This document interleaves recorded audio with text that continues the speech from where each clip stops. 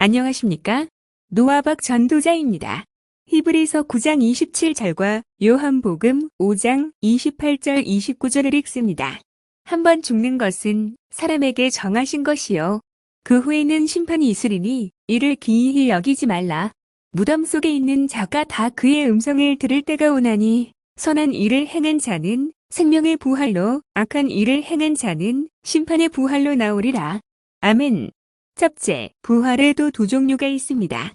예수 그리스도께서 정하신 기준에 의한 의인의 부활과 악인의 부활입니다. 똑같은 부활이라고 할 수 없지 않을까요? 그런데 육신을 입고 오신 여호와 예수께서 실제로 십자가에서 죽으신 것을 믿는다면 부활의 경우에도 사람 고깃덩어리가 부활했다고 믿는 분은 안 계실 것입니다. 고린도전서 15장 42절 43절 44절 말씀, 죽은 자의 부활도 이와 같으니 썩을 것으로 심고 썩지 아니할 것으로 다시 살며 욕된 것으로 심고 영광스러운 것으로 다시 살며 약한 것으로 심고 강한 것으로 다시 살며 육의 몸으로 심고 신령한 몸으로 다시 사나니 육의 몸이 있은즉 또 신령한 몸이 있느니라. 그리스도인 여러분, 예수님은 부활체의 몸으로 40일간 나타나셨습니다.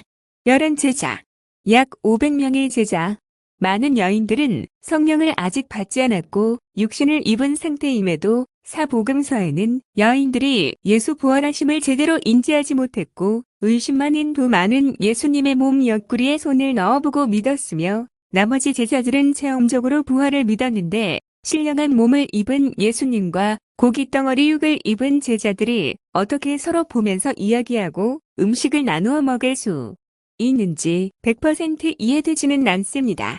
그렇다고 해서 극소수 어느 설교자처럼 미래적인 부활이 아니라 현재적 부활의 완성이고 변화될 몸의 부활이 아니라 영적인 부활이라고 주장하는 걸까요?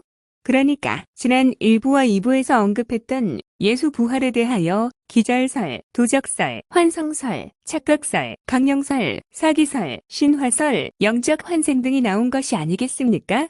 둘째, 노아 가족 8명을 제외한 당시 추정 인구 30억에서 100억 이상의 사람들이 물로 심판받았는데 육의 몸은 당연히 죽었지만 그들이 창조주 거부에 대한 심판은 받은 걸까요?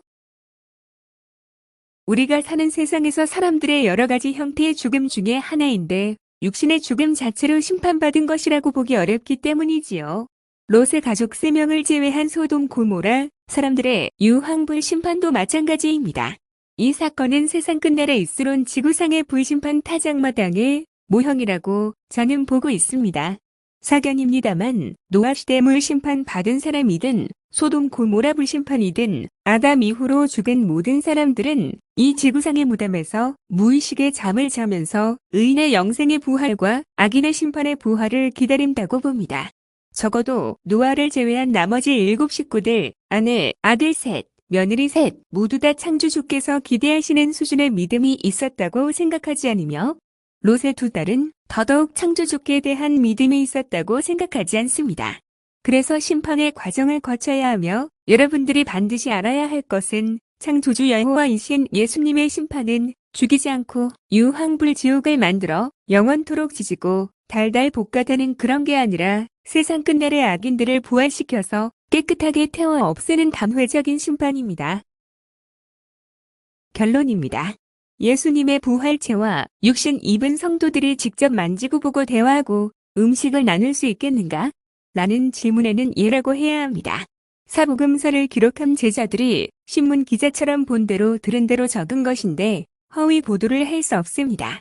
그렇다고 해서 예수님의 부활이 영적인 부활체이기 때문에 성도의 부활도 미래의 집단적인 부활이 아니라 현재적으로 성도 부활이 완성되었으며 죽자마자 성도가 부활체로 즉시 산다.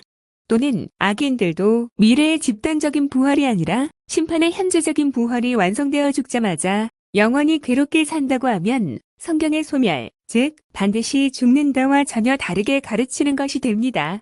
비유로 진리를 가르치려는 예수님의 기사가 있지만 그렇다고 성경 전체가 영적인 것은 아닙니다. 비하인드는 여기까지입니다. 끝까지 청취해 주셔서 감사합니다.